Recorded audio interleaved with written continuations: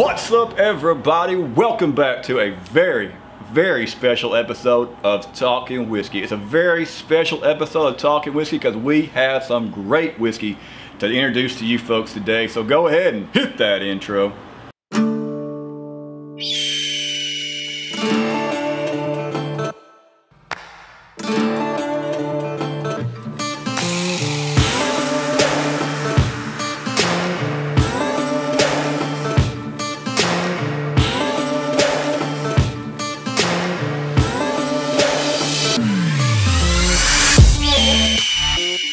Here in beautiful Chattanooga, Tennessee, to this awesome rick house for J.W.Kelly.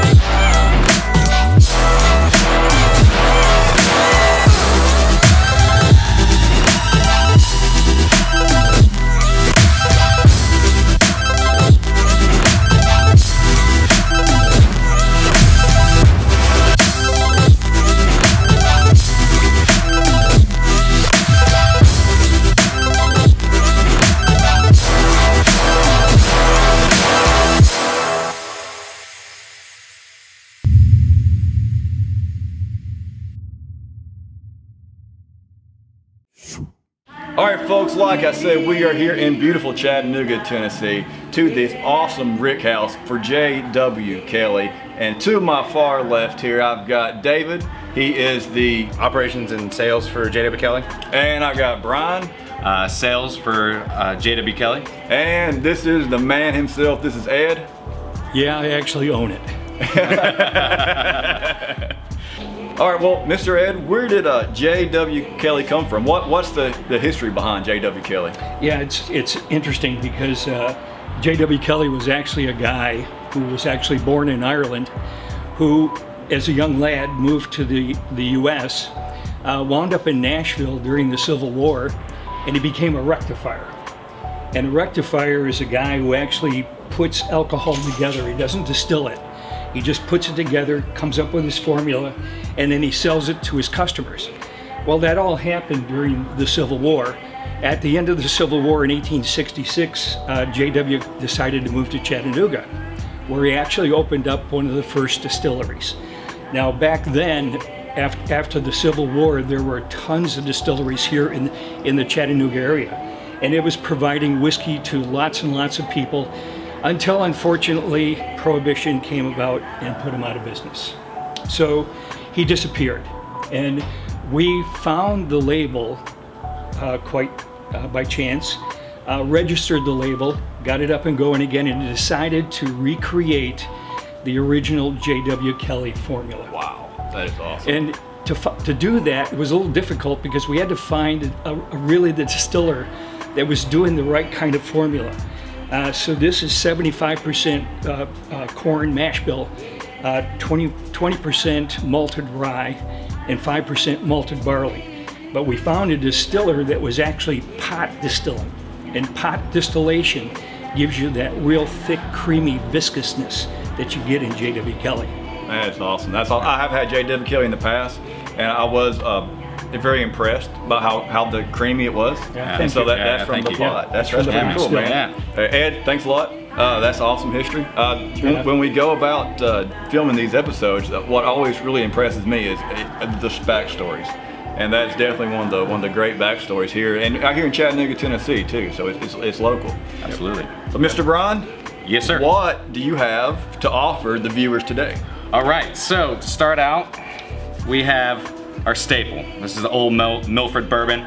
It's our blended bourbon. It's 5, 6, and 8 year blend. Next up, we have our single barrel. So 100% single barrel, ranging between 6 and 8 years, and it goes through a double oaking process. So starts in heavily charred new American oak, finishes in heavily charred American oak for about 8 to 12 months. Coming in at 109 proof. So at J.W.Kelly, we don't like to do anything below 90. So Old Milford's 94, 109, and then we have a very unique rye. So this is our Melrose rye, coming in 92 proof. It is really unique because it is finished in Italian red wine Amarone casks. So I like to call it the Sazerac cocktail in a bottle. Oh my God. But we'll get into that in just a minute. So I guess now it's time to drink some whiskey. Oh, my favorite part. Yeah, so I'm gonna start off with you because, you know, try to be a good host. Appreciate it. Then to our mentor here. All right, so nose, I mean, you can definitely tell that pot's still on the nose, honestly. I mean, man, I get a nice little buttery. Yeah, You get buttery. It's that creaminess that we were talking about. Then you're gonna go onto the palate. You're gonna get toffee, English toffee notes in there, white and black pepper spice from that malted rye. I really like that spice. That spice, Spice is great. That's nice. And then I get a lot of dark chocolate.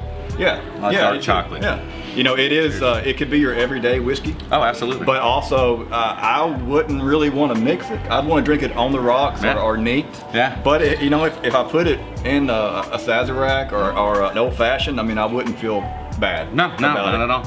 All right, so next up, we're gonna have his big brother, the single barrel. Wow.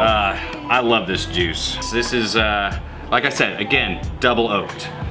So 6 to 8 years in a barrel, depending on where we want to get that flavor profile from. Then goes into heavily charred number 3 barrels and ages again for 8 to 12 months. Again, depending on where we want that flavor profile. 109 proof.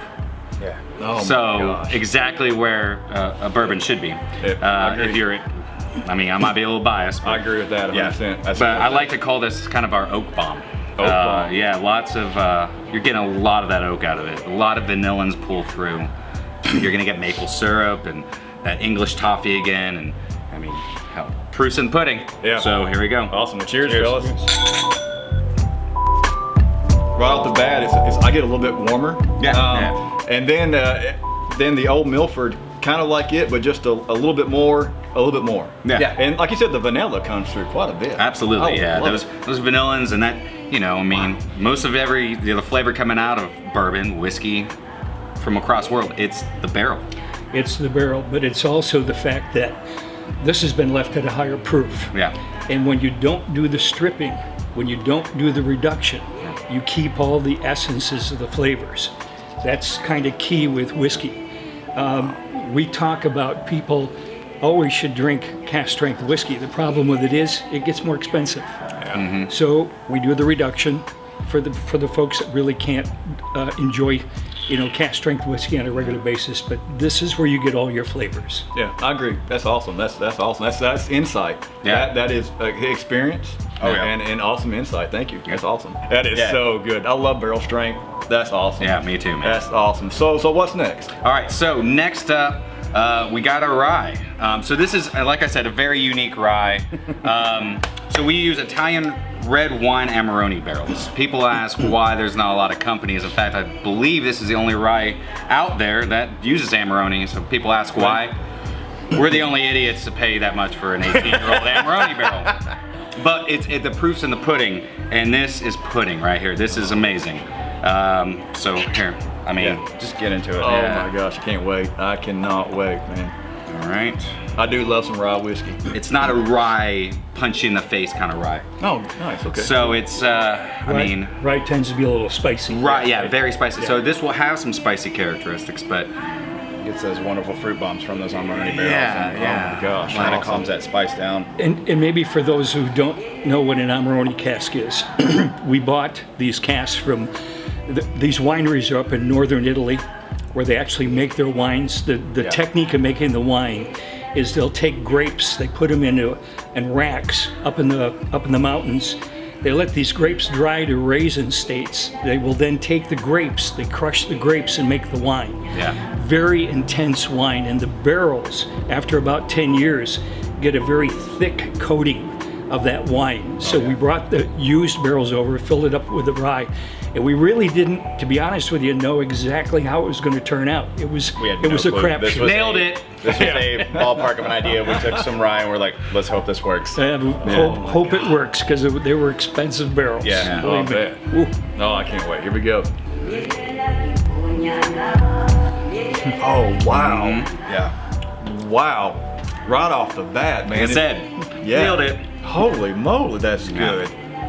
Wow. Yeah, You still get the spice. Yeah, you still find that right spice. Palate. Yep. But I'll tell you that I love the way it finishes. It's very dry, like a Amarone. Yeah, like a red wine. Like a red wine. Yeah. Yeah, it does finish at the end of the palate like a red wine. That is, wow, that's amazing. You've got your everyday driver, right? You got your everyday driver. You got your something special that your bourbon whiskey friends that was gonna like. And you've got something that's really, really special. Something that is only found right here at J.W.Kelly with this rye and this the finish, the wine. Yeah, the Amarone finish, yeah. God, that is so good, man. I mean, I don't know, where are we gonna go from here? I mean, what are we gonna do to top what we just drunk, man? Well, why don't we try the future? In the next couple of months, we'll probably have a couple individual ryes coming out.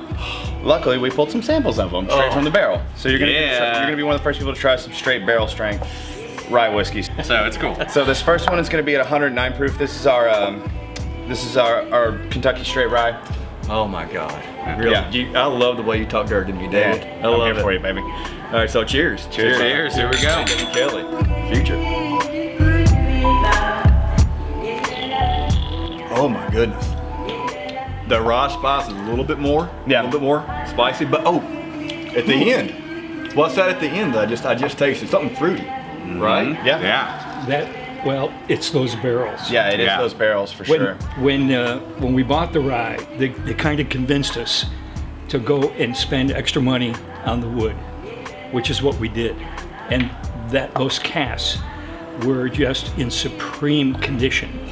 Yeah. And when you set for 2+ years in that kind of wood, you're going to get that fruitiness in the back. Oh my gosh, that's amazing. That's what it is. So you're looking at right at 2 years on both of these samples. I haven't even tried this before. It's incredible. Yeah. I love that spice. Yeah. I love that rye. I mean, Yeah, so these are both going to be high ryes in the 80 to 90 percentile of rye, and then you'll see 5 to 10% of some other grains, some wheat, some barley as well. Man, David, that is really, really awesome. I mean, Ed, God, good job. Good job. So what in the world do you have in that next bottle? So the next bottle is actually going to be the origin of what you see here in the Melrose started as. So this is unfinished, just straight 2-year-old, the rye base of this. Oh my gosh. So you're gonna detect some similar notes in that rye palate, but you're not gonna have that fruity cake frosting up front, and it's gonna just punch you like a more traditional straight rye whiskey. Nice, I like that. I like being punched. Good stuff. All right. Cheers. Cheers. Cheers, guys. Okay. Well, you know, I was expecting more of a cinnamon kick on that one. Yeah. But that doesn't have that much of a upfront, you know, smack you in the mouth rye taste to it. So is that something that you guys were going for? Kind of, we changed the mash bill a little bit to kind of knock that spiciness down a little bit, but also it's a little bit older, so it's gonna cut that spiciness down a little bit, and you're gonna get a little bit more of that oak being induced into the flavor profile. Yeah. I love the 109.4, almost 5. 109.5. Oh my gosh, Proof, really? yeah. 109.5. Wow. Doesn't taste Doesn't taste like it at all. That is dangerous. You wanna get- But what's so great about J.W.Kelly that I've just found out today is each product on the shelf has a unique flavor profile. I mean, blind taste test this stuff, and I guarantee you'll be able to tell the difference in what they are. Absolutely. And that's what you're spending money for. Yeah. Yeah, man, that's great. I am impressed. I am blown away by J.W.Kelly, guys. That is really, really awesome. Man, I am really, really blown away by J.W.Kelly. I mean, Ed, you got a great thing going on here. And you got some great employees here. And all the guys here in the warehouse are doing a fantastic job. Well, all right, it is hot as balls in here, so amen to that. So thanks, guys. Thanks, Ed. Man, I really do appreciate it. Thank you so much for having Talking Whiskey out. Appreciate you coming over. Brian, thank you for keeping the lights on and doing what you're doing. David, thank you for being the future of J.W.Kelly. I mean, thanks a lot. I really do appreciate this. This is awesome, awesome whiskey. Everyday driver, something special for the bourbon crowd. And then, oh my God, that is a game changer. That rye is a game changer, and the future right here is looking great. And I thank you very much for having us out. Thank you. I really enjoyed this. Thank you. If you like what you see, go ahead and hit that thumbs up button. If you want to see more, smash that subscribe button. And all comments, positive or negative, are welcome in the comments section below. Follow us on Twitter, follow us on Instagram, follow us on Facebook, and right here at YouTube. And definitely check these guys out. Go to your local liquor store, ask for J.W.Kelly. If they don't have J.W.Kelly, cause a riot, cause a ruckus, camp out in front of the store, do whatever you can do. I promise you they can get J.W.Kelly, 26 states. It's probably right down the road from you guys. This is absolutely something special, and I'm very, very thankful that I've been able to taste this with the men themselves. And folks, you know what? Until next week.